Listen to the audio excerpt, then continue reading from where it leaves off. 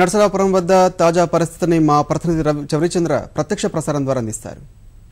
ఇవాళ 9వ రోజు కూడా కనబడుతుంది. ముఖ్యంగా ఇవాళ ఉదయం నుంచి కూడా వేకుజాము నుంచి కూడా వర్షం భక్తులకు అంతరాయం కలిగించాలన్న ప్రయత్నం చేసినా కూడా వర్షాన్ని కూడా భక్తులు లెక్క చేయక పెద్ద సంఖ్యలో గోదావరిలో స్నానాలు చేయడానికి పుణ్యస్నానాలు ఆచరించడానికి వచ్చారు.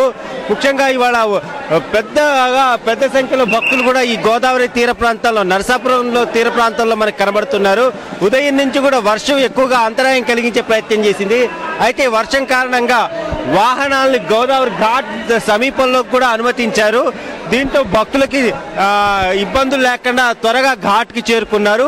ఇక వివిధ ప్రాంతాల నుంచి ముఖ్యంగా ఎక్కువగా విజయవాడ అలాగే భీమవరం ఇతర ప్రాంతాల నుంచి హైదరాబాద్ తదితర ప్రాంతాల నుంచి కూడా భక్తులు పెద్ద సంఖ్యలో ఇక్కడికి వచ్చారు. ఇవాళ 9వ రోజు ఇప్పటివరకు 8 రోజుల్లో రికార్డు స్థాయిలో దాదాపు 25 లక్షల మంది భక్తులు నరసాపురం తీర ప్రాంతాల్లో ఉన్నటువంటి మొత్తం 31 ఘాట్లలో పుణ్యస్నానాలు ఆచరించారు. ఇవాళ కూడా దాదాపు లేదంటే 3 లక్షల నుంచి 4 లక్షల వరకు ఉండొచ్చని అంచనా వేస్తున్నారు. వర్షం ఉన్నా కూడా ఎలాంటి అంతరాయం లేకుండా భక్తులు వస్తున్నారు. జల్లు స్నానాల ఏర్పాటు ఘాట్ ప్రారంభం నుంచి చివరి వరకు కూడా జల్లు స్నానాలు ఏర్పాటు చేయడంతో గోదావరిలోకి దిగకుండానే వచ్చిన భక్తులు వచ్చినట్టుగా ఆ జల్లు స్నానాలు ఆచరిస్తున్నారు. ఇక ఇటువైపు చూస్తే మొత్తం యువకులు అలాగే మహిళలు కూడా పెద్ద సంఖ్యలో ఈ గోదావరి తీర ప్రాంతానికి వచ్చి పుణ్యస్నానాలు ఆచరిస్తున్నారు.